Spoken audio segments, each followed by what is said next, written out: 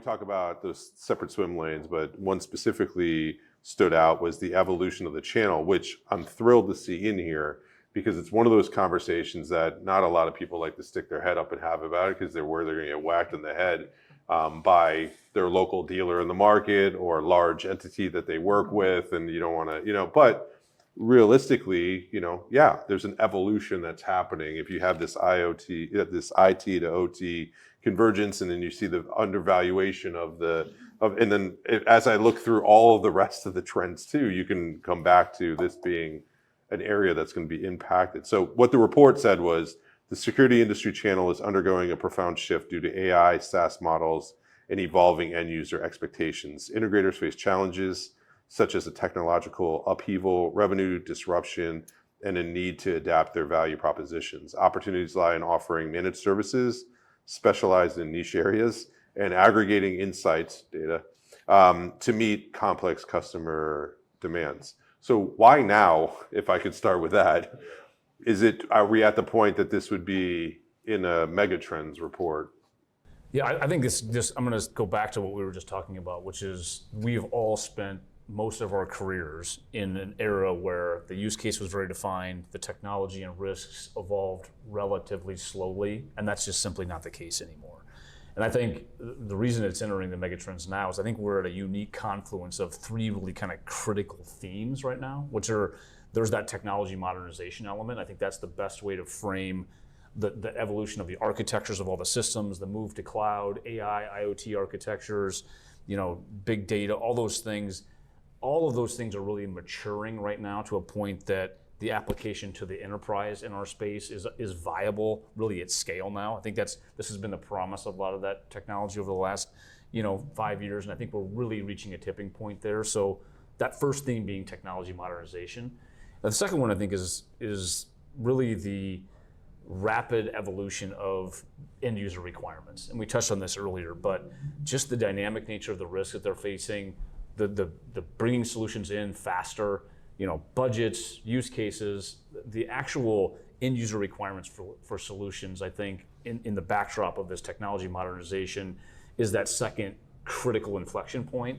And the third is just the market dynamics. I mean, the move to services, supply chain, global risks, there's all the things around us in this industry that when you put those three things together, the way solutions have traditionally come to market is being challenged. And I think that's what we're starting to see, and what we've seen over the last couple of years. We've started to feel in this industry that there is an increasing lack of clarity on how some of these new solutions come to market. I think we hear that confusion from end users a lot on, well, I hear from a distributor or a manufacturer or an integrator that they're the best path to bring this new solution to market, and how should that work? Going direct. Yeah, right. Yeah. Yeah, does that frame it? It definitely does. But so my two things that I wrote down here that I think I want to touch on. But the first one being is, all that being said, yes, I agree, but I'm busy still, right? Like if I'm an integrator, like I hear it from them, I'm busy as it is. So what? What do I do, right? Because yes, it is. But at the same time, I'm trying to keep up. I have talent issues, the rest of it. So as an integrator. Yeah. And as people that work with integrators on a regular basis, so what? Like, what do I do? Yeah.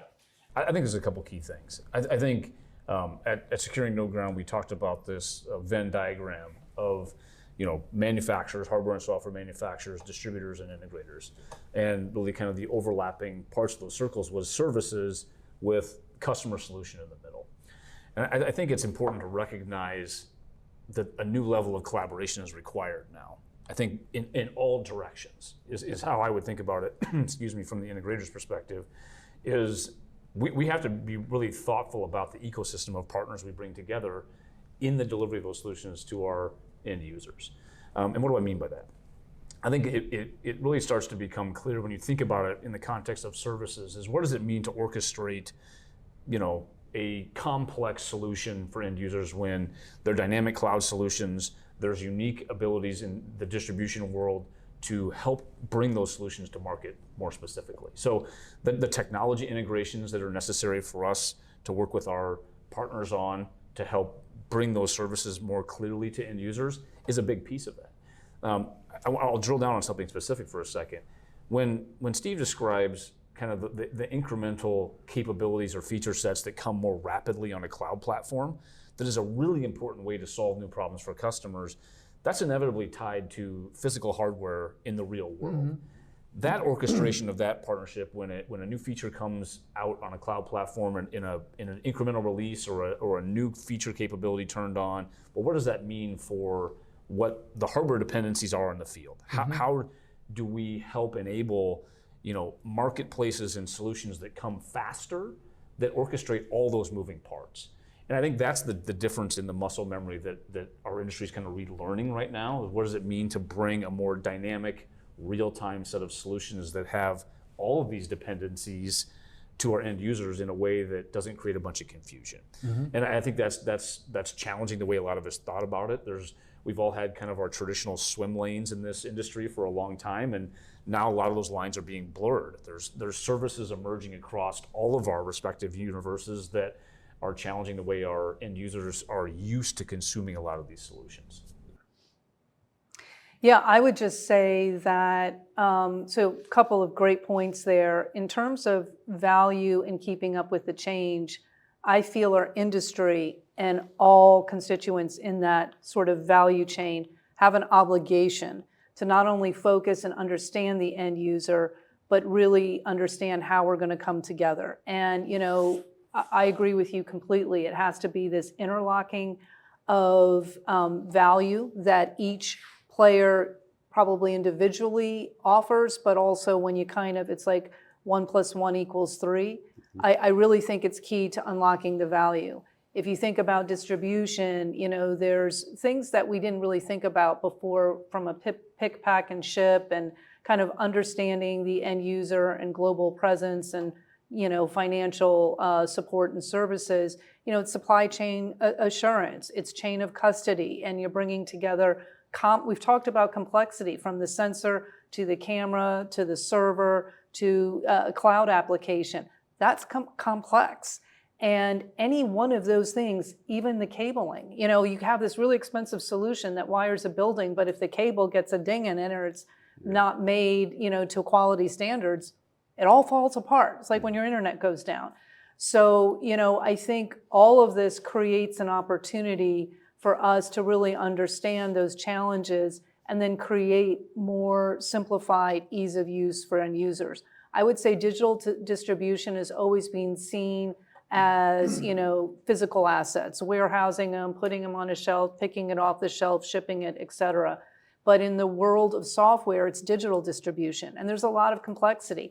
Every single one of those devices that are connected on the edge has some unique application. For an end user, what we hear is, I have a different, I don't know when the firmware is upgraded. I have a, annual license here. I have a monthly license here. I want to be able to aggregate the solution and redistribute it through an integrator to an end customer in the way they want to consume. So we are defining ourselves in digital distribution world where we can add value versus just, passing the value along. And I think every single player needs to think about how they evolve to support this new environment. So I think I agree with both of you. I think there's a piece of this conversation that's been missing for quite a few years. This has always been, what does the manufacturer do? What does the integrator do? What does the distributor do? And we're not talking about what the customer does or can do. And so I think the cutting edge of this conversation, or the additional thread that needs to be mixed in, is the notion of customer self-service. So for example, if I want to add more streaming services, I go on the internet, I turn them on. If I want to renew my Apple Care service and warranty, I do that online. I don't have to talk to a salesperson. I don't have to wait for somebody to come out and sell it to me. I just go online and I click and I buy it. No offense, Eric, but I think integrators are threatened by that model where the customer is basically going crazy and buying shit online. Somebody relayed to me a conversation with one of our customers, and the customer was unaware of various services that we have, and the person asked her, would you want to add these? And she said, yeah, but I'm never going to call up my security integrator. I'm never going to wait for them to come to my building and explain them to me, and I'm never going to add them because I'm too busy. Would you add them if they were online? Well, yeah, of course. So I think that's the next stage of this, and I think that any of us who want to be ahead of it is add the customer to this mix of who's doing what and who's driving what. Well, that could maybe we'll add another circle to the. Yeah, well, look, Yeah, that's I don't why, know, this is why circle. customer solutions in the middle. This wasn't missed in the Right. Venn diagram. This was the center of all of this is customer solution. And from an integrator's perspective, that's the only way, we add value. So I think the thing that gets missed consistently is people think this is the software only world. If I turn on a marketplace Right. and I sell a license, friction-free, somehow all of the field devices are going to get orchestrated automatically. It's sort of always the letdown that comes from the high-velocity software sale when a physical hardware dependency exists is, oh my God, this AI, computer vision model that I thought was going to work on all my cameras magically doesn't actually function. Or this new digital credential, somehow the reader infrastructure that I have is not up to date, or the firmware's out of date, or I don't have the right readers, or all those kind of things. So I go back to, again, collaboration. This requires a unique set of collaboration for the velocity to really work, because there is no single way this works independently. And everybody can stake out a little bit of their ground and say, a different piece of this chain is broken or slower than the other, but the reality is there's dependencies across the way. And in my mind, the digital collaboration between, the integrator, the manufacturer, hardware and software, and the distributor creates the most efficient way for solutions to come to end users, because that dynamic, more real-time provisioning and creating of those capabilities in end user environments is what everybody wants. When I say everybody, I mean the end user, which is where all of our revenue comes from.